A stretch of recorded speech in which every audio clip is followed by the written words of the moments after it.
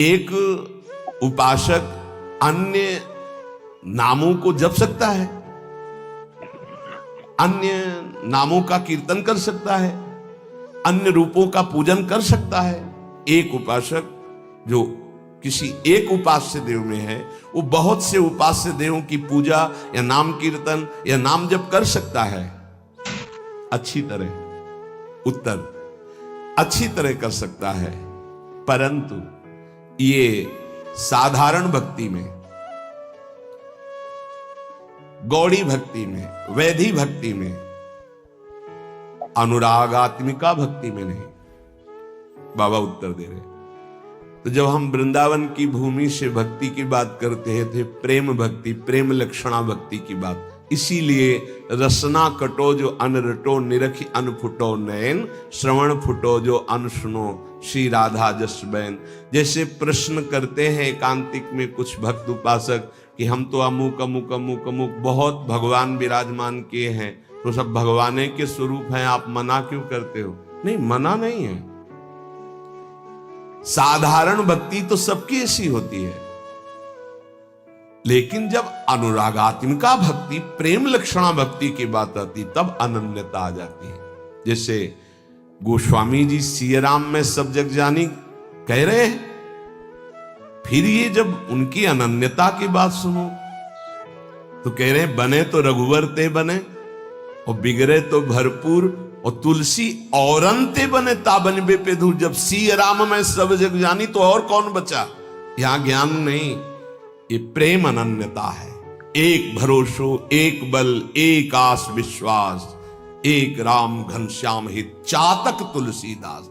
जैसे चातक आकाश से बरसे हुई स्वाति की बूंद के सिवा और कुछ ग्रहण नहीं करता, ऐसे ही प्रेम भक्ति मार्ग का उपासक अपने आराध्य देव के नाम रूप लीला धाम के सिवा अन्य उसकी कोई भावना ही नहीं रहती।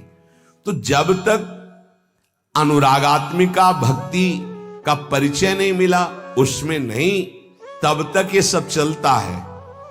थोड़ी देर ये, थोड़ी देर ये, थोड़ी देर इनकी उपासना, इनका कीर्तन, इनकी चालीसा, इनका पाठ, ये प्रारंभिक भक्ति। लेकिन प्रेम लक्षणा भक्ति में जाकर के वो समिट जाता है, अपने इष्ट देव के नाम रूप लीला धाम में अनन्य हो जाता है। हमारी लाडली जो हम पे कृपा किए, तब हमें ये सौभाग्य मिला, तो अब हमें किसी की ओर आंख उठा के भी देखना नहीं है। ये कृपा का आदर होगा। कोई भी त्रिभुवन में लालजू से बढ़कर नहीं है, उनकी समानता करने वाला कोई नहीं, फिर बढ़कर कैसे हो सकता है? और लालजू जिनके अधीन हैं, ऐसे समस्त सुख की खान बिहारिन जू से हमारा संबंध हो गया। उनके नाम से, उनके रूप से, उनकी लीला से, उनके धाम से अब हमें किसी और की तरफ आंख उठा के भी नहीं देखना। ये इस कृपा का आदर होगा। देखो, आपको सिद्ध होना नहीं है, ये अनुभव की बात करते हैं। यदि आप शरीर के भोग, अंतःकरण का स्फुरण, इसको संभाल पावे गुरु कृपा से, तो आप अभी सिद्ध हैं। आपका जो सच्चिदानंद बपू है, वो किसी साधना से घटता बढ़ता या प्रकट होता नहीं है, वो है। उसी है का जहां अनुभव हुआ, तो भाव होने के कारण वही है तत्काल भाव में, अनुभव में आने लगता है। सखा भाव, सखी भाव, गोपी भाव, जो भाव वो है। उपासक परेशान है देह भाव में, अंतःकरण की स्फुरणाएं उसको जला रही है। ये गलती हमारी है कि हम अंतःकरण की स्फुरणाओं को अपने में मान रहे हैं। हम देह को अपना मैं मान रहे हैं। देह के भोग विलास, सुख सुविधा, असुविधा, दुख दुविधा, इनको अपना मान रहे हैं। यही मिटाने के लिए सत्संग है, अध्यात्म है, साधना है। स्वरूप सिद्ध है, उसके लिए कोई साधना नहीं होती। उससे हम भ्रमित होकर देह को अपना स्वरूप मान बैठे, बस यही भ्रम मिटाने की साधना है। अविद्या मिटी तो बंधन भी भ्रम है और मोक्ष भी भ्रम है, क्योंकि जिसका बंधन ही नहीं हुआ उसको मोक्ष कैसे? वो तो निर्विकार अमल सच्चिदानंद घन, उसको कौन बांध सकता है? न वो कभी बंधा था, न बंधा है, न बंधा रहेगा। पर ये भ्रम यद्यपि मृषा छूटत कठिनाई। इसीलिए गुरु कृपा पात्र जन इसकी परवाह नहीं करते कि मुझे कब क्या स्थिति प्राप्त हो।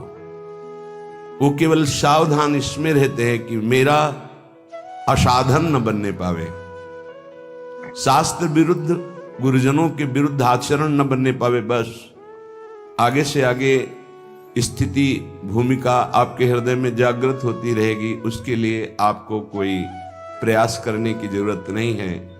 आप कृपा पात्र हैं।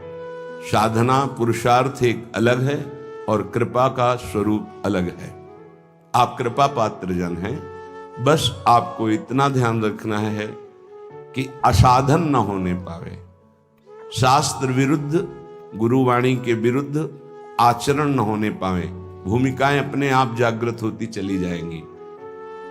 अब हमें आंख उठा के किसी और की तरफ नहीं देखना, कोई स्थिति हो या ना हो।